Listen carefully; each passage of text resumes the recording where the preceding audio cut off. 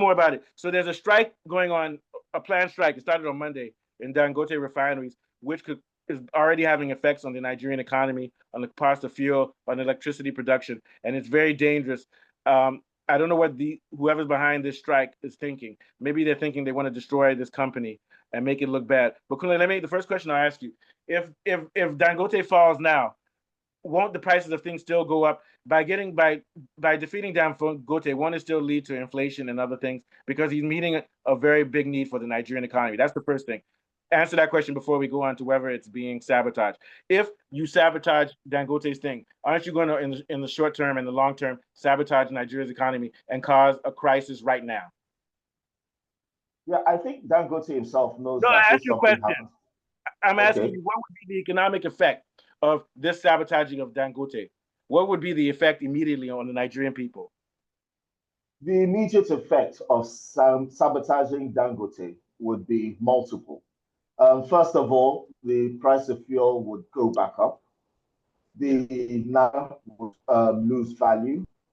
What else? We would be stuck with importing substandard fuel from abroad. Yeah. None of the refineries would work. We would continue to mortgage all our money to these marketers. And it will be back to square one. Fuel will go up, cost of living will go up, the economy will suffer, and they will slowly continue to suffer a slow and painful death until it just reaches a point where it's not sustainable. And the gains that we've had under Dangote will be lost completely. So then the next question is, so now the next question is, you said that you believe that this is done by some individuals in Nigeria, the government, maybe Tinubu and co, to undermine him. So now that they're undermining him, what will they do after he's done to correct these issues that are going to happen? Or they won't? They have no. The people who are undermining him have no interest in correcting any issues. I don't necessarily know if it's necessarily Tinubu. I do know that it's other powerful individuals. It may not necessarily be him because there's quite a lot of dodgy people. So I won't actually just make that accusation because I don't have the receipts. But what I will say about it, because if they leave, who's going to pick up the production? Is it going to be in Malta, other countries? Where will that production? Yeah. Well, Malta. I mean, he is a potential beneficiary, but he's not the only marketer, and that's not his only investment. And he has other ways of bringing in income. So I don't know. So whether he might just be he might be silently supporting it. He might be neutral on it. He might be distracted on it. He might even have a better deal with Dangote. Dangote knows what he's doing when he's trying to appease people in power to make sure he gets what he wants. So Dangote might have even struck a deal with him and he might be okay with this. I don't know. I'm speculating. That's all speculation. Okay. So what I do know is that the people who are going to protest, we need to investigate them very well. They need to come out and say what their names are, because these are the people that have been hiding in the shadows all these years, and they are now coming out of the shadows because their business is being threatened and destroyed by this refinery, which they have to shut down. It's so important that these people shut the refinery down. There's 800 staff in Dangote's people that Dangote wants to sack, and he's given official reasons, but the unofficial reason behind most of these sackings is sabotage. Either people have been brought in to sabotage it, or people have been compromised that are already there to sabotage it. Because it cost about $20 billion to build this refinery. Nigeria has spent $25 billion trying to fix the refineries. They haven't done anything. And it has become clear that the reason these refineries could not be fixed was deliberate, because we are now seeing what is happening. Because if they really wanted to stand up to Dangote, all they need to do is to fix those other 4 refineries and make money from there. That's what they should do if they don't like Dangote competitiveness. There's 4 refineries out there. On point. You are very on point. Yeah. So because of the fact that they're not looking down that road, makes it quite clear what they want to do, and they have to be stopped. And this strike, Nigerian people, we need to identify who the people are behind this strike, and we need to let them know. And there's another thing. It's a strike that all of a sudden comes up in a very important thing for the Nigerian economy and for his business. We're not seeing strikes in other industries in Nigeria. So this is not a labor union thing, which we can say, oh, it's all good for the whole country. It looks like targeted sabotage of his company. You're right. What are your thoughts, Yes. Saeed? Yeah. Yeah, to me, I want to categorize these Pengassan people as more like a cabal now, because they don't want to change and they don't want to adapt to the new ways of doing things now. Now that Dangote Refinery is on board, they should know that Dangote will want to, he's a businessman and he will definitely want to do something that wants to benefit his business and for him to make more money. That is why he's in the business. So now that he's trying to find a way of trucking his business to his immediate end user. These Pengassan people, they don't want to change. They don't want to adapt. Just like what Mr. Kunle said earlier, what are they looking when Dangote is building his own refinery? When they have so much money. The Pengassan members can't say they don't have enough money to buy refineries or to build one since. But they are waiting. Now that Dangote is doing all he's trying to protect his business. I'm not against unionizing his members, but they have to come to the table and agree and talk about it. It's not something that they can be swinging threats up and down. No, somebody invested over $20 billion in a business, and you want to be mandating and be giving him orders on who he can employ, and even the government has to come in play. The federal government has to come into the play to help both parties to at least come to an agreement, because both parties need each other. Because we know some private businesses in Nigeria too that they treat their staff anyhow. So you understand? So that Yeah. fear is there already.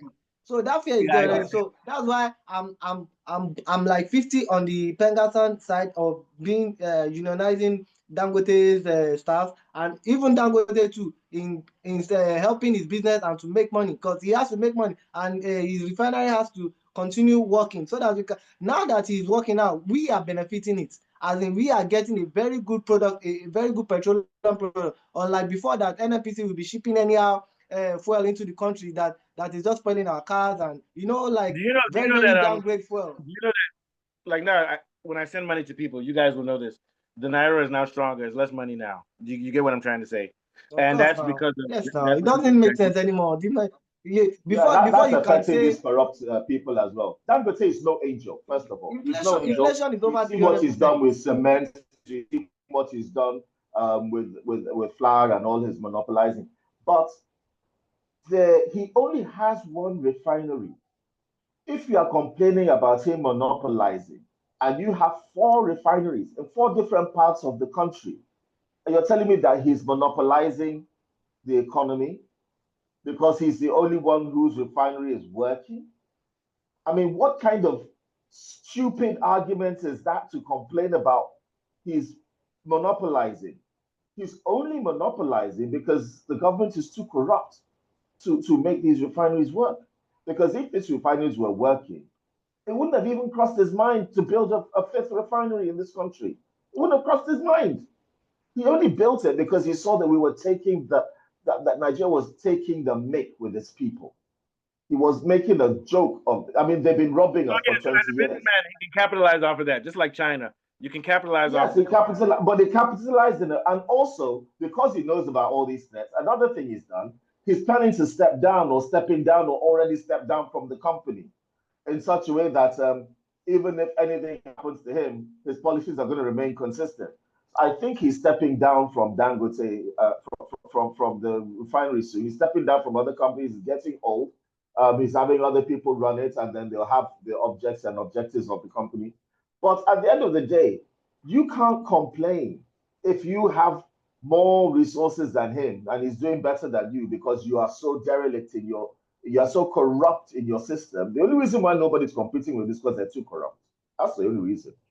That's it. So why would you go and fight him? Anybody that stands against him at this point is an enemy of the state, and the Nigerian people should see, because I believe that these people, we should tear them to pieces with warm bread, because they are the ones that want to see us suffer so that they can enjoy. And any of those people would make me want to vomit with rage if I got in front of them. They're just so bad. I think This still boils down on our Yeah, government incompetence. This still boils down on our government incompetence because the That was federal a phrase government from already. my English teacher in the 80s. That's what he used to say. Something annoyed him. He said he'd make him want to vomit with rage. I like it. I like it. He's not talking about Squadron Rumble. No, no. Okay, Ty, let's start. Ty, what were you gonna say? Yeah, before we get out. So to me, I think this issue of Dangote and Pengassan, I think it still boils down on our government incompetency because by now we all saw this thing plays now. Like they know Government exactly what is corruption, going on. not incompetency, it's corruption. There's a Yeah. difference. Yeah, because they should have come into it and don't allow it to escalate to this point that it has gotten now. Because they are supposed to come both parties to the table and say, okay, what do you want? How do you like instead of them going on strike now and the whole thing is now what it What they is right want now. to do is to cut a deal where Dangote doesn't produce so much and they can still sell their crap fuel so that we, the Nigerians, suffer. Because anything that those marketers do to cut any kind of deal with Dangote is going to be at our expense. Any kind of deal. They shouldn't be in the business. They should be out. And Nigerian refineries should be working, and we shouldn't import a drop of fuel from anywhere. That's what's supposed to happen. Those 4 refineries are supposed to work. They compete with Dangote and they keep him under control. That's what's supposed to happen. So this is where the government itself is supposed to come in and regulate and block their Exactly, that's what I'm saying. Like they should come in and Yeah, regulate but they and say, have no okay, motivation to do so because they won't make their personal wealth that way. Yeah, and we, the that's the people, problem don't understand. because A lot of in nonsense, China, but it's all corruption. Yeah, like in China is supposed to be a mixed economy with capitalists. But if any Chinese corporation fucks up, Xi and those guys will step in and say, "You can't do this shit." You get my point? Oh, no, exactly. The president should come in and say, one okay, party state in Nigeria. I say, if give you and want to do take. that, Both remember that parties should Chinese do give and take. corrupt officials. That we too Once will again, I think I'll end with this, but I'll end with this. That's why it's very important that all of this should be written in the Constitution. It should all be written there to stop all. But it seems like the politicians don't respect. Lawmakers are corrupt. All right. Okay, so we're good. Take us out, Kunle. Good show. We're done for today, yo. You know easy, yo.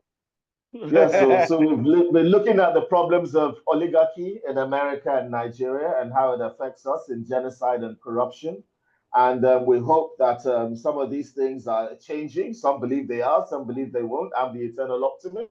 However, myself, Sahid, and Mustafa, we bid you farewell. Adieu. Don't forget to like, subscribe, and we'll see you on the next one. All right. I'll probably see you tomorrow. Thank you. Subscribe and like. Thank you. Enjoy your sleep this evening, though. Subscribe and like. Thank you. Good show, guys. Okay. Campus.